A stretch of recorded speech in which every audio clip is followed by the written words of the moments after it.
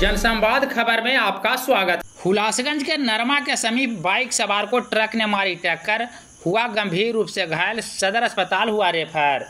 दरअसल दुर्घटना भारथू ब्रांच नहर सड़क का है, जहां नरमा गांव के समीप तेज रफ्तार हाईवा ने बाइक सवार युवक को टक्कर मार दी, जिसमें बाइक सवार युवक घायल हो गया।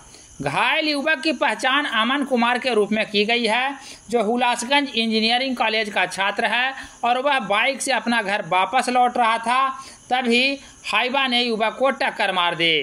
तत्काल घायल युवक को ग्रामीणों ने इलाज को लेकर हुलासगंज सामुदायिक स्वास्थ्य केंद्र में भर्ती कराया है, जहां से चिकित्सक ने बेहतर इलाज को लेकर युवक को जहानाबाद सदर अस्पताल रेफर कर दिया है।